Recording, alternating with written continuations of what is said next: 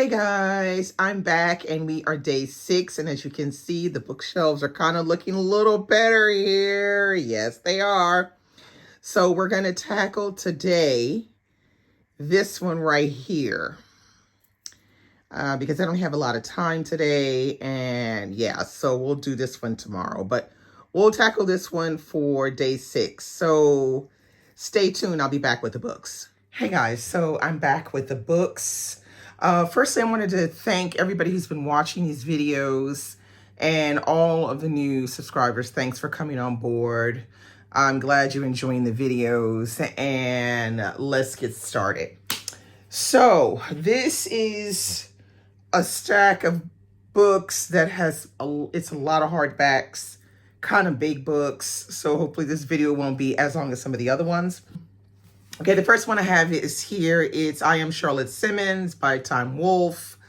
Now, Tom Wolfe, okay, this is the first Tom Wolfe I read, and I read it with my book club here in Normandy that I run with my friends. And it was funny because I remember the conversation was, is it really like this in college? And are people really this naive when they go to college? When they come from, like, you know, small towns and stuff. And I thought it was, this book made for a very good book club discussion. I don't remember who suggested it. It's quite the brick though. It's coming in at 676 pages, but I quite enjoyed it. I thought it was kind of fun to read. You know, kind of brings you back to college if you've been to college in the US. But do I want to keep this one? And I don't even know what happened to the jacket that was on this book, because I bought this book. It was used and it had a jacket. I have no idea what the jacket is now. So I'm thinking about ditching this one because I will never reread this book again. But it was good. I did like it. But yeah, I think I'm gonna leave this one. The next book on my list is Carol Shields' Small Ceremonies. I have not read this particular book, but I did read The Stone Diaries, and I read that with my Normandy book club, and I thoroughly enjoyed it. So I picked up this one, Small Ceremonies, and it's one of those books, I picked it up used, but it's one of those, you know, books for people that have poor eyesight. But I'm going to read it anyway, even though it's this kind of edition. I don't care. I'm going to read it anyway. And yeah, because Carol Shields is a really important writer, particularly for women. And I think it's something that we should not miss out on. So I'm going to keep this one. All right, next I have on my list another Carol Shields. This is an old library copy that I managed to find and online. I think probably at Abe Books. That's where I find a lot of the old copies. But it's really not bad. It's just a library copy, and it's got Mylar on it, which I might eventually take the Mylar off. But it's called Unless. This one, let's see what it says. Rita Winters, age 44, has started a new sort of life. She has discovered the meaning of loss for the first time. For all of her days, Rita has enjoyed the useful monotony of happiness, a loving family, good friends, growing success as a writer of light fiction, novels for summertime. Then her eldest daughter suddenly withdraws from the world, abandoning university, family, and loving boyfriend to sit on a street corner. Ooh, child.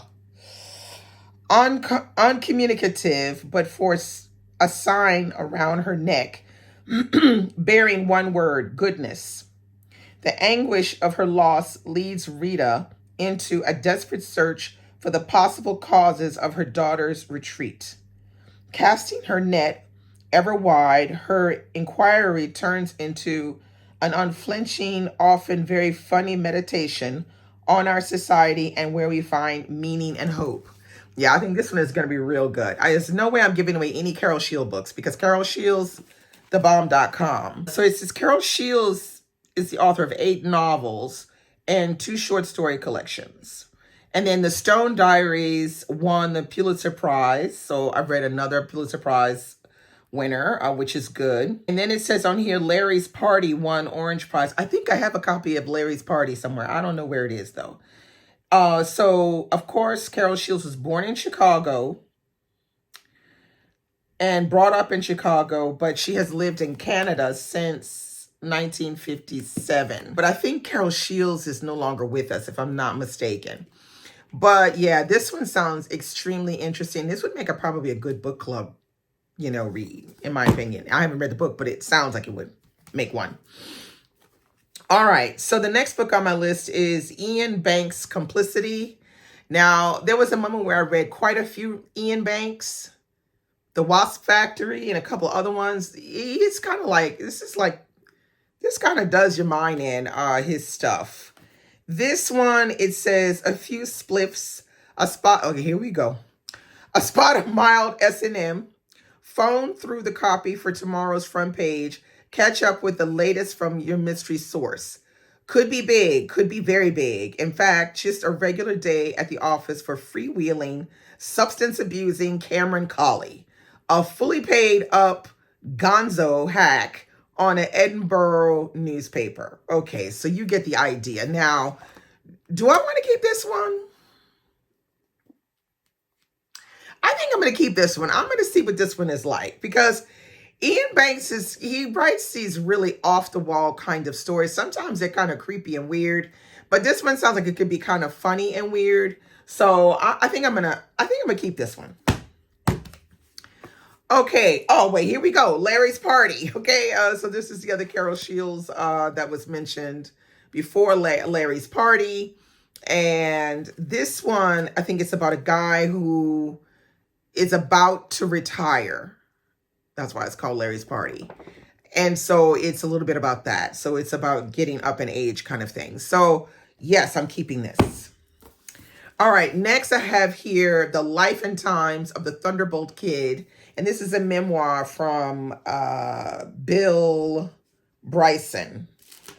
Why do I just not care anymore? Bill Bryson was born in the middle of the 20th century, 1951, in the middle of the United States, Des Moines, Iowa, in the middle of the largest generation in history, the baby boomers. Okay, yada, yada, yada. So this is really Bill Bryson's memoir, but I don't know if I care enough about Bill Bryson to read his memoir. I'm not really I think I picked this up because it was cheap at a book sale. It was a hardcover in excellent condition, and I had already read one of his books. I can't remember which one it was now. It's the one that takes place in the UK where he travels around the UK. I think it was that one, the one that I read. So I thought, why not get this one? I'm not sure I really want to read this anymore. I'm just not feeling anything. I'm holding the book and I'm kind of like thumbing it, but I'm not going to keep this because I don't care. All right, this one is another Bill Bryson. It's called Made in America. This one I definitely don't care about. Okay, so I'm ditching this one. All right, next, what do we have on the list? We have Jonathan Franzen, Crossroads. So you remember I had Freedom the other time, and this one I got signed by Jonathan Franzen when he came to the Festival America a couple of years ago, to be exact, 4 years ago. And I bought this book there at the Shakespeare & Co., so they stamped it for me. He was a really nice man. We had a nice discussion. Nice man. All right, this is my other Jonathan Franzen to add to my Jonathan Franzen collection, The 27th City, which is one that I don't hear people talk about very much. This one, it says, St. Louis, Missouri is a quietly dying river city, but that all changes when it hires a new police chief, S. Jammu, a charismatic young woman from Bombay. Oh, I'm in. No sooner has Jammu been installed, though, than the city's leading citizens become embroiled in a political conspiracy. A classic of contemporary fiction, the 27th City shows us an ordinary metropolis turned inside out and the American dream unraveling into terror and dark comedy. Yeah, this one sounds like it'd be really good. Now, it's not short, It's quite a chunker, and I feel like they made it. It's 516 pages, but my God, the print, y'all. The print. And I think they they wanted it to not be more than 500 pages, so they printed it really small, and I feel like that's a mistake. I'd rather have a 700-page book with, normal size font in the book than to have this tiny, writing, just so you can say that it's, not that much over 500 pages. But anyway, that's here nor thou. It is what it is. All right, the next book I have here is Iain Banks, The Steep Approach to Garbadale. All right, now this is an Iain Banks that I picked up because it's a little out of the ordinary, but I never got a chance to read it, and I think I want to keep this one. It says, the Wolfe family built its fortune on a board game called Empire. Now a hugely successful computer game. So successful, the American Sprint Corps wants to buy the firm out. Young renegade Alban, who has been living wild and evading the family tentacles for years, is run to ground and persuaded to attend the forthcoming gathering. Part birthday celebration, part extraordinary general meeting. Convened by Wen, the Wolfe matriarch and most powerful member of the board. Being drawn back into the bosom of the clan brings an inevitable and disconcerting confrontation with Alban's past. What drove his mother to take her own life? And is he yet over Sophie, his beautiful, enchanting cousin and teenage love? Grandmother Wen's revelations will radically alter Alban's perspective forever. So this one I'm definitely going to keep because I want to see how he performs writing sort of because it's kind of like a family story. I want to see how he does that as opposed to his off the wall kind of stuff like Complicity and, the Wasp Factory. So I'm going to keep that one. Okay, now I have another Iain Banks, and this one is Dead Air. This one, on the other hand, I have not read, but I don't know. All right, so this one, it says, a couple of ice cubes first, then the apple that really started it all. A loft apartment in London's East End, cool but demolition and redevelopment slated for the following week. Ken Knott, devoutly contrarian, leftish, shock jock attending a midweek wedding lunch, starts dropping stuff off the roof towards the deserted car park 100 feet below. Other guests join in, and soon half the contents of the flat are following the fruit towards the pitted tarmac. Just as mobiles start to ring and the apartment's remaining TV is turned on because apparently a plane has just crashed into the World Trade Center. Iain Banks' daring new novel starts with a bang and then accelerates through one man's political obsessions, manic media manipulations, and wildly dangerous private life, speeding through a London of pubs, clubs, and geezers of extreme dodginess to a twinned climax of nail-shedding intensity. A novel about politics, trust, paranoia, and perhaps redemption. Dead Air is Iain Banks at his coruscating best. I think I'm going to keep this one and try it out because, I feel like this could be,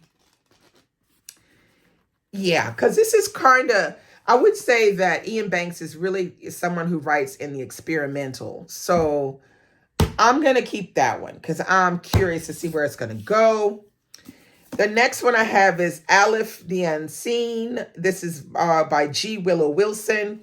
This is one of the first books that I talked about wanting to read when I started my channel here on YouTube, but I have not read this book yet.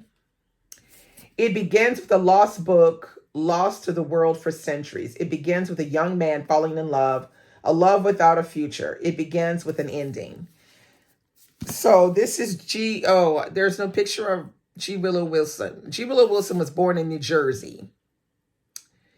And after graduating with a degree in history and coursework in Arabic language and literature, she moved to Cairo, where she became a contributor to the Egyptian opposition weekly Cairo magazine until it closed in 2005. So I got onto this one because of G. Willow Wilson, because I knew that she had lived in Egypt and stuff. So I think I'm still going to try to read this one because it's been, yeah, this is one that I was really interested in reading.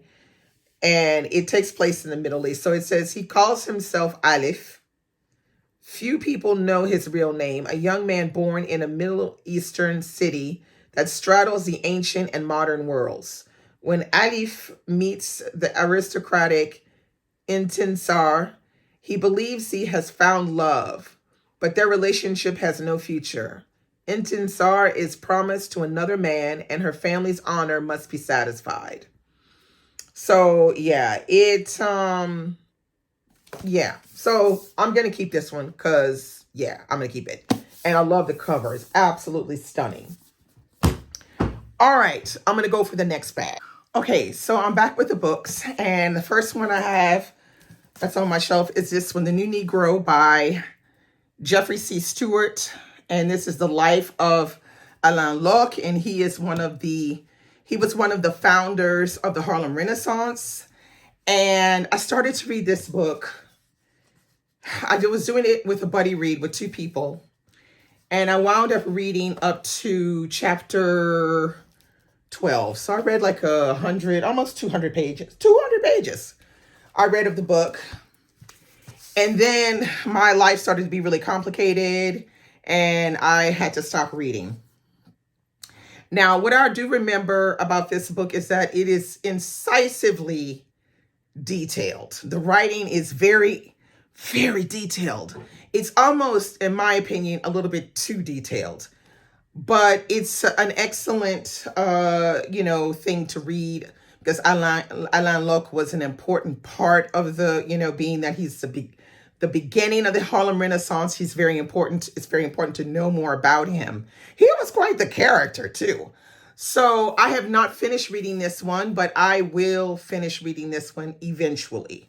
I don't put my hand out there and say it's going to be 2025, but I will continue to read this one. So yeah, I'm keeping it. All right. The next book I have on my shelf was Angelina's Bachelors by Brian O'Reilly.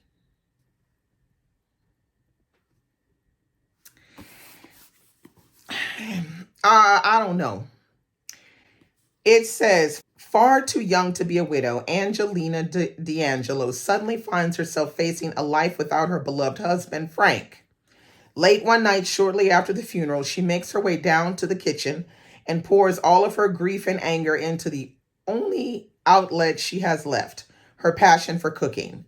In a frenzy of concentration and swift precision, she builds layer upon layer of thick, rich lasagna, braids loaves of yeasty bread, roast plump herb rubbed chicken. She makes so much food that she winds up delivering the spoils to the neighbors in the tight-knit Italian community in South Philadelphia.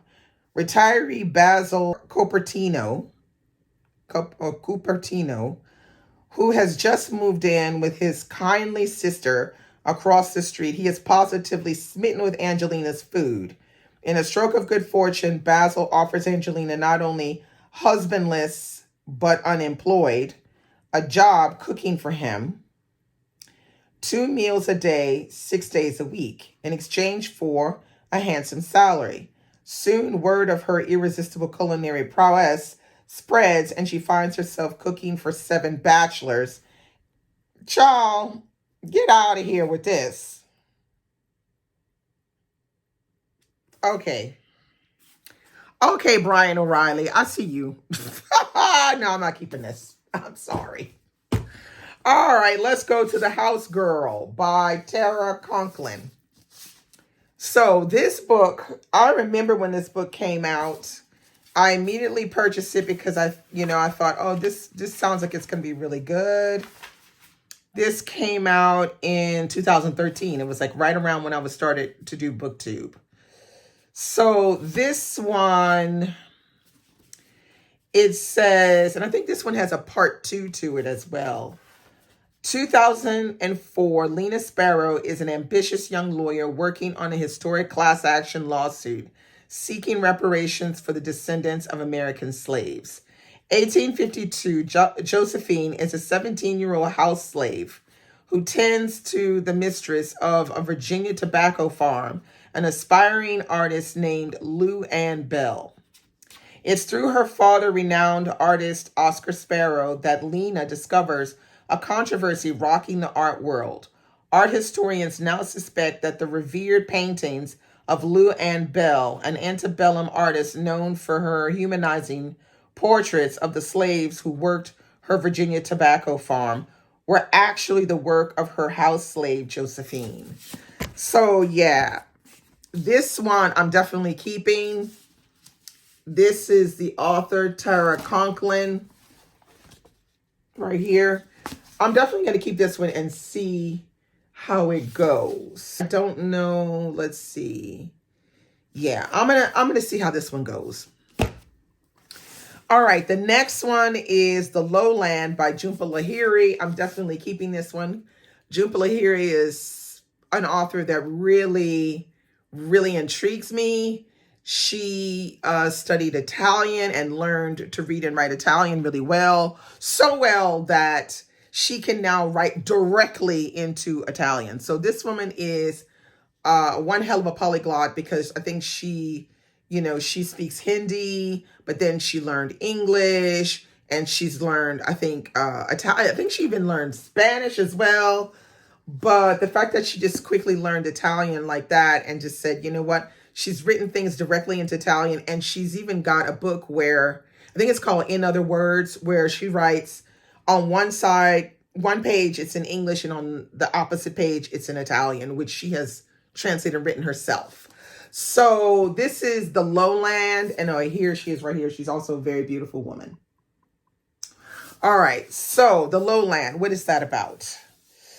All right, two brothers bound by tragedy, a fiercely brilliant woman haunted by her past, a country torn by revolution, a love that lasts long past death, an extraordinary new novel set in both India and America. That sounds like something I would like. Born just 15 months apart, Subhash and Udayan are inseparable brothers, one often mistaken for the other in the Calcutta neighborhood where they grew up. But they are also opposites, with gravely different futures ahead. It is the 1960s, and Udayan, charismatic and impulsive, finds himself drawn to the Naxalite movement. Okay, now I know what the Naxalite movement is, because I read about it in the Covenant of Water this year. A rebellion waged to eradicate inequity and poverty. He will give everything, risk all for what he believes. Subhash, the dutiful son, does not share his brother's political passion. He leaves home to pursue a life of scientific research in a quiet coastal corner of America. But when Subhash learns what happened to his brother in the lowland outside their family's home, he goes back to India, hoping to pick up the pieces of a shattered family and to heal the wounds of Udayan left behind, including those seared in the heart of his brother's wife. Yeah, this is going to be good. I don't know why I haven't read this yet. I'm keeping that. All right, now, the next 6 books are from one of my favorite authors, and that's John Irving. Now, it's true, this is not really the John Irving era, because John Irving is a much older man now, so he's not writing as much. But I have read quite a lot of John Irving, and I don't plan on getting rid of any of the books that I have that I've either read or, okay, there's maybe one, because I want a hardcover. Let me just show you what I've got. So I have this one here, which is The Cider House Rules, which I really, really love this book. And in the climate that we're in, where abortion is almost illegal everywhere in the U.S., it's going to be illegal everywhere in the U.S., this is the book you need to read. That's what it talks about. A great book, but this is the mass market paperback, which is hella crazy to read. I don't know how I was reading this. This is when I had good eyes. But I would love to get this in a hardcover. So I think I'm going to ditch this one just so I can get a proper cover, a hardcover for that one. But I really like it. That's one of my faves. Then we have this one, which is A Widow for 1 Year, which I have not read this one. I was thinking about reading this one when I first got it, and something happened and it didn't happen. But I will be keeping this one and we'll read it. The next one I have is this one right here, The Fourth Hand. This is another one that I have not read yet, but you know I'm going to read it because I like me some John Irving. This one is called In One Person. This is really interesting as well. This one came out in, let's see, it came out in 2012, I think it is. Yes. So this one, it says, a compelling novel of desire, secrecy, and sexual identity in one person is a story of unfulfilled love, tormented, funny, and affecting, and an impassioned embrace of our sexual differences. Billy, the bisexual narrator and main character of In One Person, tells the tragic-comic story lasting more than half a century of his life as a sexual suspect. A phrase first used by John Irving in 1978 in his landmark novel of terminal cases, The World According to Garp, which I love that book. His most political novels since The Cider House Rules and A Prayer for Owen Meany, another one I really, really love. John Irving's In One Person is a poignant tribute to Billy's friends and lovers, theatrical cast of characters who defy category and convention. Not least, In One Person is an intimate and unforgettable portrait of the solitariness of a bisexual man who is dedicated to making himself worthwhile. So this one came out at a period where we were not really talking about bisexuality and things like that. And this one I feel like is something that I want to read much sooner than later to see how his perspective is on that at the time, because it was 2012. Now we're 2024 and we're in a whole different climate. So I would love to see if this book stands up to the climate of today. Okay, this is Last Night in Twisted River. This one I have not read either because this is one of the newer ones. It says in 1954, the cookhouse of a logging and sawmills settlement in northern New Hampshire, an anxious 12-year-old boy mistakes the local constable's girlfriend for a bear. Both the 12-year-old and his father become fugitives, forced to run from Coos County to Boston, to southern Vermont, to Toronto, pursued by the implacable constable. Their lone protector is a fiercely libertarian logger, once a river driver, who befriends them. In a story spanning 5 decades, Last Night in Twisted River, John Irving's 12th novel, depicts the recent half-century of the United States as a living replica of Coos County, where lethal hatreds were generally permitted to run their course.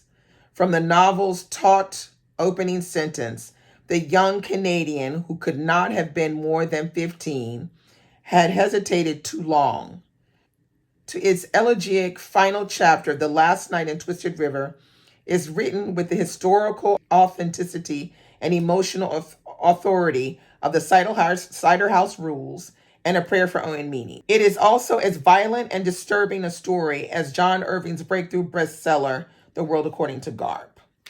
So yeah, this is going to be interesting. It's going to be interesting. And I'm going to read this one. So there you have it.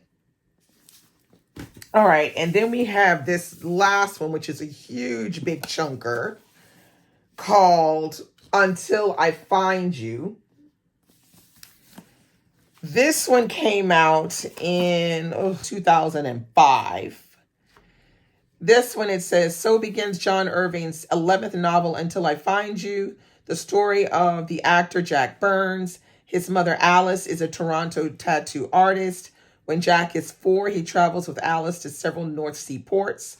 They are trying to find Jack's missing father, William, a church organist who is addicted to being tattooed. But Alice is a mystery and William can't be found. Even Jack's memories are subject to doubt. Okay, so that's what that is. It's just sort of, which John Irving writes a lot about this father-son relationship, and also losing the father and trying to find the father, or trying to survive without the father. That is often somewhere deep in all of his writing. But I really find his writing enjoyable, and his storytelling is sometimes unpredictable and just a lot of fun to read sometimes.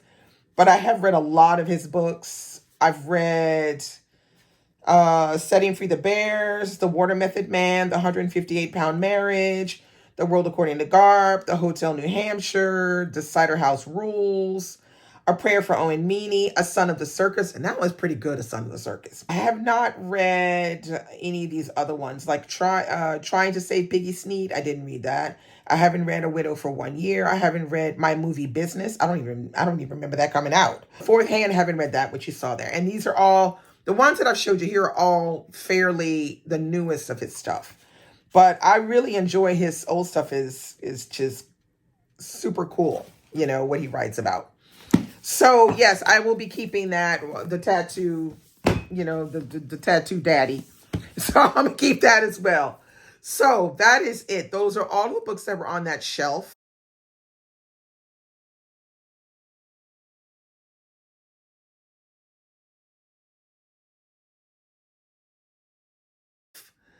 I'm very surprised that some of these I haven't read yet. I'm just thinking what was going on, but I know some of the John Irvings, it was when I had kids, that were young. And so my reading was kind of put on the back burner a little bit. I was reading, but not reading not even close to what I'm reading today. So I feel like that was part of the problem with some of these. But this gives me perspectives for what I want to do next year. So I'm happy. I'm happy. So thanks for watching. That's all I have for you today. Stay tuned for tomorrow. If there are any of these that you're curious about that you would read or that you would not read, like I said, comment below so we can talk about it. And I will see you tomorrow with bookshelf number 7. Bye.